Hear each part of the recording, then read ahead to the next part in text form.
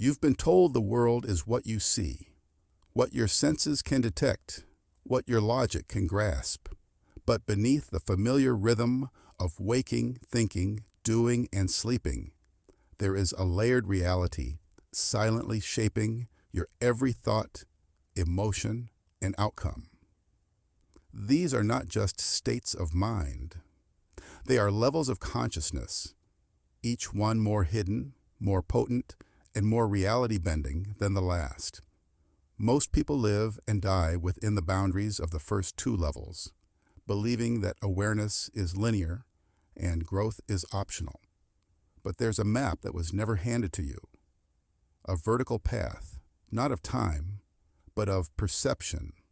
Each step upward isn't just a shift in how you think. It's a complete transformation of what you are capable of attracting, understanding, and experiencing. These levels are not taught in schools, not printed in textbooks, and rarely spoken of, even in spiritual circles. Why? Because once you begin to see them, the game changes. The illusion of limitation begins to crumble, and what was once seen as fate becomes a mirror, one that responds to the slightest shift in your internal state. In this exploration, we're going beyond the surface, past the common teachings of awareness and mindfulness, and into uncharted territory. These 5 levels don't just explain your life. They reveal why your life is the way it is, and more importantly, how to move between the levels at will. If you feel the pull, like something within you just remembered, then this exploration is already unlocking your next level. Type, "I'm crossing over" in the comments to claim your path. You're not here by accident. If these words found you, it means you're already on the path, whether you know it or not. Give this video a thumbs up and subscribe for more hidden knowledge they never wanted you to find. Stage 1. The Locked Gate. Consciousness before self-awareness. In the state of consciousness before self-awareness, there is no idea of me or you. Everything simply is.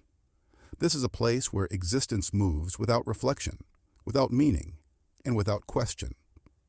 It is not unconscious in the sense of being asleep, but it is far from aware in the way we usually understand awareness.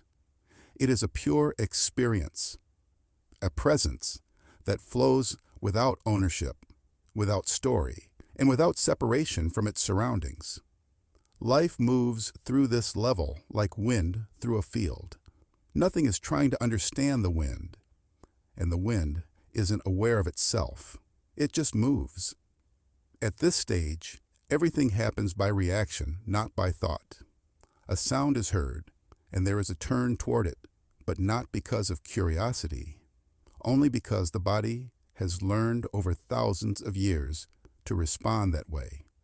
The response is built into the system, like a wire already laid down before birth. The movement of life is inherited, patterned, and automatic. There is no pause between, experience and reaction, because there is no observer in the middle to make sense of anything. This is not the absence of intelligence, but the absence of identification. Things happen, but they aren't called mine or yours. They aren't judged, questioned, or owned. If a thought comes, it comes and goes, like a breeze through an open window. It is not examined. It is not resisted. There is no one inside watching it arrive. The feeling of being alive exists, but it is faint and distant, like a hum in the background of everything. This presence isn't emotional, nor is it personal. It's not shaped by memory, not colored by feeling. It doesn't speak. It doesn't narrate. There is no internal voice saying, "I am here."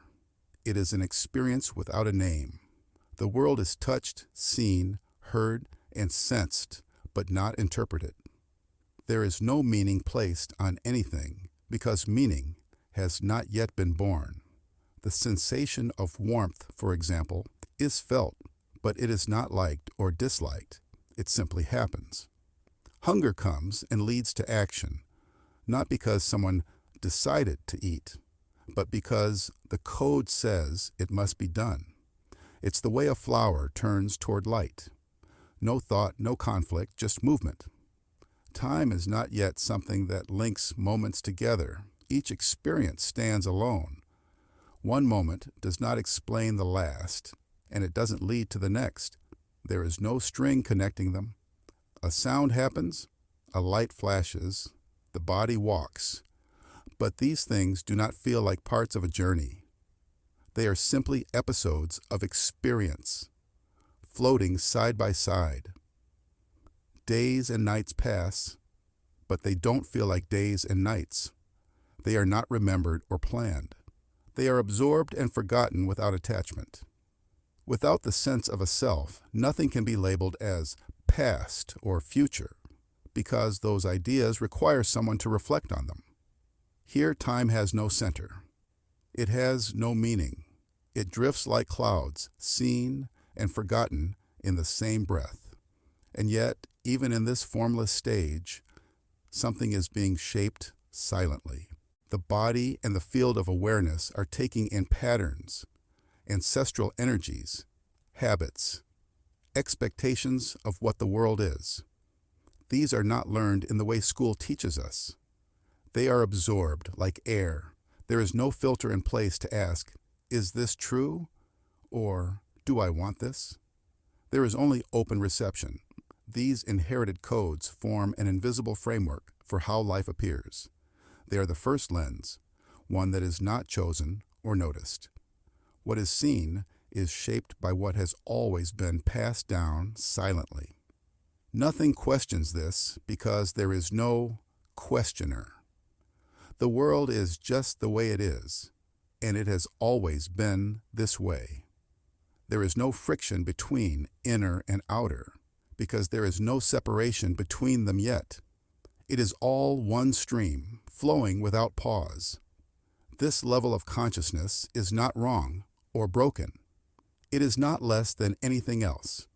It is simply the earliest stage of being aware, but not aware that one is aware. It is the breath before the first word, the step before reflection, the hum before music, and it exists quietly in places we rarely look.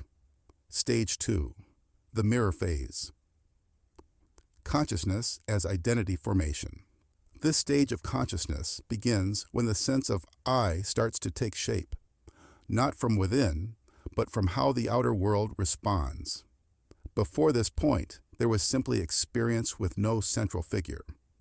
But now, the mind begins to notice a pattern. People react, and those reactions seem to point back at something, me. A word is spoken, a smile is returned, a tone changes, and suddenly, the presence of others feels like a mirror. In this mirror, a reflection forms. It is not complete or even fully understood, but it feels personal. It feels like me. This I does not rise from silence. It is constructed from reflections, expressions, expectations, praise, judgment, all bouncing back from the world. The self is born as a response. In this level, the value of the self is measured by how others respond. If someone gives approval, smiles, praises, or accepts, that becomes a sign. I must be good. But if someone withdraws, frowns, disapproves, or ignores, that too becomes a message. I must be wrong. Reality no longer just is. It now holds a scale. This scale weighs worth, and it does so through the gaze of others. The way people look at you, talk to you, or respond to you becomes proof of what you are. Whether or not this is true isn't questioned. The reflection itself is taken as fact. One becomes attached to these external cues as if they are mirrors showing the truth. But these mirrors only reflect their own conditions, and yet they are accepted as the foundation of self. Because the external world is made of many environments: home, school, friends, strangers. the identity begins to split and adapt. Different roles are created, each one carefully shaped to fit the room it's placed in. A quieter version appears in front of authority, a louder one surfaces with friends. A gentler one, a stronger one, a funnier one, a more obedient one. They are all built as responses to the different faces around us. Each version feels somewhat real, but none are complete. Yet over time, these roles become stored within. They stop feeling like costumes and start feeling like separate pieces of who we are. When a situation arrives, one of these pieces steps forward automatically. It doesn't ask permission, it just fits the environment. These fragments begin to live inside us, and they are triggered by the outside world.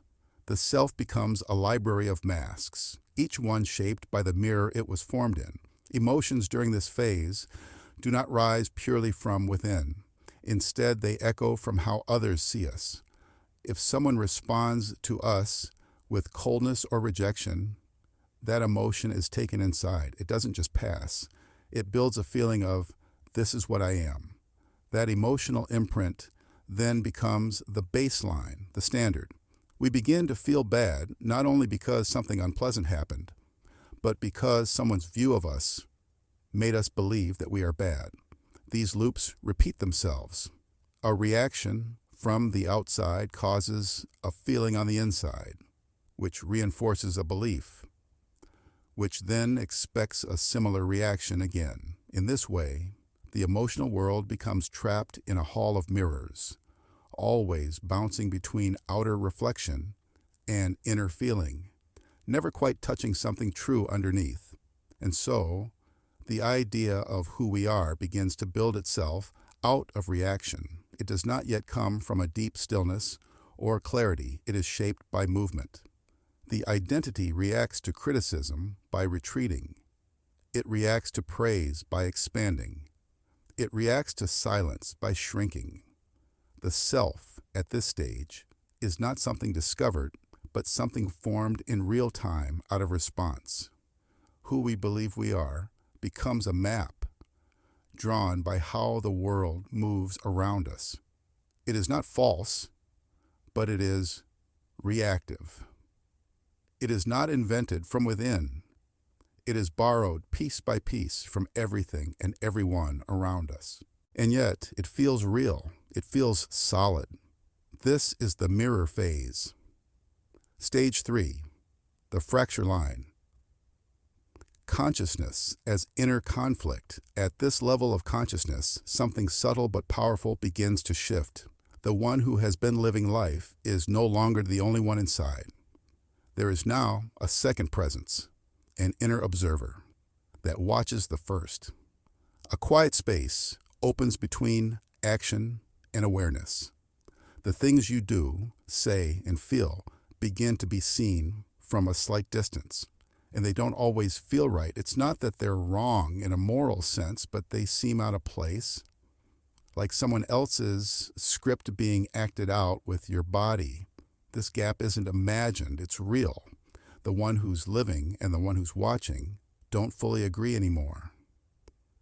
And this disagreement doesn't bring answers.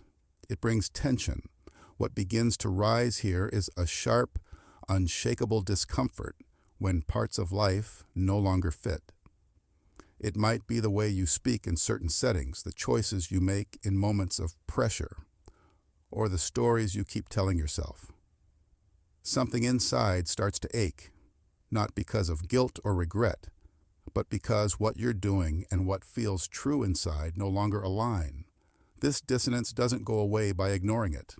It hums under the surface, creating a pressure that cannot be soothed by logic. You might try to explain it, justify it, or even laugh it off. But the ache returns. This discomfort isn't random. It's a signal that parts of the identity you've lived through are false or no longer sustainable. The split between how life appears and how it feels deep inside becomes a fault line, and the ground begins to shift. Emotions during this phase stop feeling like clear messages. They no longer guide, they confuse. One moment you may feel strong, the next uncertain, and then strangely hollow, all within the same breath. It becomes hard to tell whether what you feel is real or just a reaction to something you haven't even named. The emotional field becomes cloudy, filled with static. You may try to act with confidence, but feel nothing behind it. Or you may feel intense sadness without knowing its source. Emotions and thoughts stop moving in harmony. They pull in different directions. This disconnection can be exhausting. It creates a feeling of being full and empty at the same time. You don't know what to trust, not because you lack insight, but because the signals within you no longer speak the same language. At the same time, something unnamed begins to call from beneath the confusion. It isn't a goal, it isn't a desire in the way we normally understand desire. It feels deeper, more mysterious. It's not attached to a result. It doesn't tell you what to do. It's more like a pull, an invisible current moving under the surface of everything. You can't explain it, and you definitely can't chase it with a plan. It simply exists. And once you feel it, nothing else satisfies in the same way. You can try to distract yourself with success, pleasure, even personal development. But the pull remains. It doesn't push, it doesn't demand. It waits quietly underneath the noise, reminding you that there's something missing, but without telling you what that something is. The structures you once relied on, ways of thinking, strategies for coping, familiar roles, all begin to break down. They stop working the way they used to. You might try to repeat patterns that once brought comfort or results, only to find they now lead nowhere. Life, which once felt predictable in its rewards and consequences, becomes unstable. Situations don't follow the expected rhythm. People respond differently. Events unfold without clear cause. This unpredictability shakes the foundation. You no longer feel in control of your identity or the world around it. You can't go back to how things were, but you also can't yet see what comes next. You're in between, a fracture, not a failure. But here, the conflict is real. The observer has awakened, but the path forward is not yet visible. Stage 4. The dimensional shift. Consciousness beyond linear time. At this stage of consciousness, the mind begins to loosen its grip on linear time. The previous urgency to move forward, to chase an ever-approaching future, dissolves into the present moment. Time, once perceived as a relentless river, flowing in one direction, now feels more like a vast open space, fluid and expansive. The sense of before and after fades into the background, leaving behind a deep, timeless presence.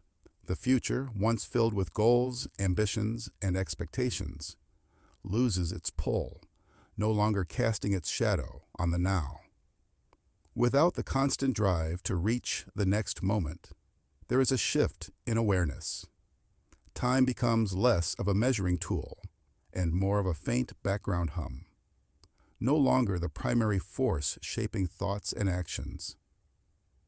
What remains is simply what is, the experience of being, uninterrupted by the need to move or accomplish. As the mind releases its grip on time, a new awareness begins to emerge, the ability to perceive multiple possibilities at once. It is no longer just a single path that is visible, but a whole web of potential outcomes, all coexisting in a sort of parallel existence. Instead of seeing the world as a linear progression, events unfold in a non-sequential way where multiple versions of reality can exist simultaneously. It's as though the mind can sense various futures, all equally valid without anyone being more real than another. These alternative versions of self and outcome feel like they're occurring in the same space, layered on top of each other, all accessible at once. The mind no longer feels trapped in a singular narrative. Instead, it begins to sense a broader spectrum of experience, where everything exists in a fluid, shifting state. Each possible version of reality is just as tangible, just as immediate as any other, creating a sense of freedom in the absence of a fixed, predetermined trajectory. Alongside this shift in perception, the language of reality begins to change. No longer is the world read through the lens of concrete facts, logic, and analysis. Instead, reality communicates through a more subtle symbolic language, through signs, symbols, metaphors, and synchronicities. The surface-level facts of the world become less important, and deeper meanings emerge. This symbolic language speaks directly to the subconscious, bypassing the analytical mind, where once one would have focused on logical explanations. Now a glance at a certain object or a passing thought may carry layers of meaning. Everyday events take on new depth, and seemingly random occurrences begin to be seen as messages, each one rich with symbolic significance. Synchronicities arise more frequently, and the idea of coincidence fades. The world itself starts to feel like a dream, a complex web of interconnected symbols pointing toward a deeper, often hidden truth. The more this reality is observed, the more it reveals its layers, and the more the mind learns to navigate by intuition rather than reason. With this new perception of the world, choices also begin to shift. They no longer follow the traditional process of weighing pros and cons, of using logic and calculation. Instead, decisions are made by a kind of resonance, by feeling, by aligning with an internal vibration that matches the external environment. It's as though the mind now understands that everything is connected, that there is a natural flow between the inner world and the outer world. Choices, then, are no longer based on what seems rational or practical. Instead, they are guided by a sense of harmony or disharmony between the inner state and the external situation. The decision-making process is no longer a linear cause and effect chain, but a more intuitive, vibrational alignment. The world doesn't offer just one correct answer. It offers a whole range of options, each one resonating with different energies and frequencies. The mind learns to choose not by logic, but by which choice feels most in tune with the present moment, which aligns with the deep pulse of existence itself. As this detachment from linear time deepens, a reversal of cause and effect begins to unfold. It becomes clear that experience no longer follows the predictable chain of events where cause leads to effect.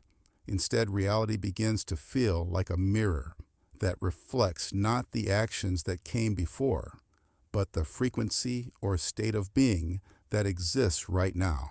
It is as though the external world is responding not to what you are doing, but to who you are being, a delayed reflection of your internal state. Events, outcomes, and experiences no longer arrive because you've taken specific actions. Instead, they arise as reflections of a shift that has already occurred on a vibrational level. It's as if the universe is not reacting to your actions, but to your energy, to your resonance, to your inner frequency. The connection between action and result is no longer direct or predictable. Instead, things begin to unfold in a way that feels more like a delayed echo, a reverberation from an inner change that has already taken place. The world around you starts to feel less like a direct consequence of your decisions and more like an unfolding process, one that reflects your inner state, but with a slight delay, giving the impression that cause and effect have been reversed. Stage 5, the architect's domain. consciousness as reality creation. Itself, at this level of consciousness, the understanding begins to shift profoundly. No longer does the individual feel like a passive participant in life, reacting to the world around them. Instead, there's a clear realization that everything experienced, every encounter, every moment, every external circumstance is generated from within. The realization dawns that reality is not something discovered or stumbled upon, but something actively constructed from the inside out. Consciousness becomes the architect, not the seeker. The external world, in all its complexity, is nothing more than a reflection of the inner design, shaped by codes that are deeply embedded within the mind. This understanding opens up a whole new way of interacting with life. No longer do you need to find your path, seek answers, or search for meaning. All that you experience is the result of your own inner creation. This creates a sense of empowerment. For with this realization comes the power to change everything. The concept of the inner blueprint becomes central to this phase. It's as if there is an internal map, a set of instructions that structures the world outside. This blueprint is not simply a collection of desires, memories, or external influences. It's a deeply ingrained code, a set of parameters that defines how reality will manifest. The moment you become aware of this blueprint, you realize that the external world is shaped by it. Every experience, every situation, every encounter is merely the outward expression of this internal code. Once you understand this, the power to alter your external world becomes clear. Change the blueprint, and the external form will shift accordingly.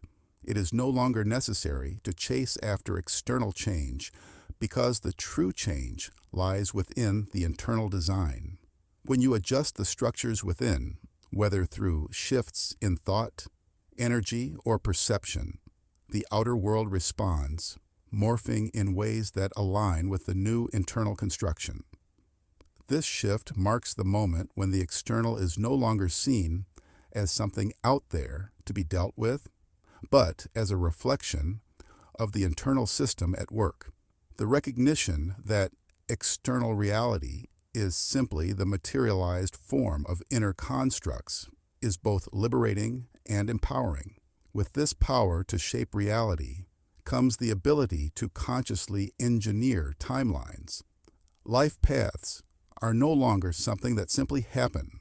They are not discovered, but actively chosen and constructed. The awareness of the inner blueprint allows you to perceive time not as a linear progression, but as a series of possible timelines that can be selected and crafted based on the state you occupy. No longer bound by the idea that events unfold in a predetermined sequence, you realize that the direction your life takes is entirely within your control. This doesn't mean you're deciding every minute detail of the future in a logical or deliberate manner. Rather, it means you begin to understand that your state of being, your internal frequency, directly influences the trajectory of your life. Through intentional perception, control, and alignment, you become capable of navigating through different possible timelines. Each choice, each shift in perspective, aligns you with a new timeline, one that is congruent with the frequency you are holding in the moment.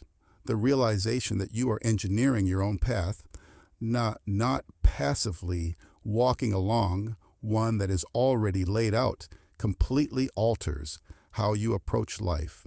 You are no longer subject to the whims of time or fate, but are an active participant in the design of your own experience. Judgment, once an automatic response to the unfolding of events, begins to dissolve. This phase marks a critical shift in perception. Experiences are no longer classified as good or bad. Instead, they are recognized for what they truly are: tools for creation. Every experience, whether pleasant or unpleasant, serves as material that is used to build the structure of reality. In this space, there is no moralization of experience. There is only the understanding that contrast, no matter its form, is essential for the building process. Contrast, whether in the form of challenges, discomforts, or disruptions, becomes the raw material that informs the design of reality. Just as an architect uses diverse materials to construct a building, so too does consciousness use all experiences, regardless of their nature, to construct the unfolding reality. The idea of right and wrong fades into the background, replaced by the recognition that everything is part of the larger creative process. This shift frees the mind from the constant judgment of experiences and instead encourages the mind to view every occurrence as part of the design, not as a problem or obstacle to overcome. As the ability to master neutral polarity grows, so too does the capacity to manipulate energy with greater precision. Consciousness learns to lock into a specific inner frequency long enough to magnetize only the events, people, and situations that align with that frequency. The practice of frequency locking becomes a central technique in reality creation. By holding a precise internal state, whether that be joy, peace, abundance, or any other desired frequency, you can magnetize only those experiences that resonate with that same energy. This is not about forcing or pushing, but about aligning with a state of being that automatically attracts situations that reflect that vibration. The idea that external reality is a reaction to internal energy becomes a guiding principle as consciousness begins to realize that everything, from the people you meet to the circumstances that unfold, is a reflection of the energy you are holding within. The more skilled you become at frequency locking, the more you find that reality bends in harmony with your inner state. The external world, once perceived as unpredictable and uncontrollable, now becomes a mirror of the inner frequencies you maintain. Finally, with this understanding of reality creation, the concept of seeking dissolves entirely. The search for something to fix, something to find, or something to become evaporates. There is no more need to seek answers, to look for a higher purpose, or to discover a path. All that you need is already encoded within the very structure of your consciousness. The game, at this stage, is no longer about awakening or transforming. It is about creation. You are no longer the seeker, nor are you waiting for some external event to happen to bring fulfillment. The understanding now is that everything is already encoded within you. Reality itself is waiting for you to design it, to shape it, and to build it. There is no more yearning for what is out there, because you know that everything exists within. The realization that everything is already within you shifts the entire approach to life. You are not searching for anything. You are simply designing and creating, bringing the inner blueprint to life. This marks the full recognition of consciousness as the creator of its own experience, no longer limited by external forces or the need for validation. In this space, life becomes an ongoing process of design, an unfolding work of art created from the inside out.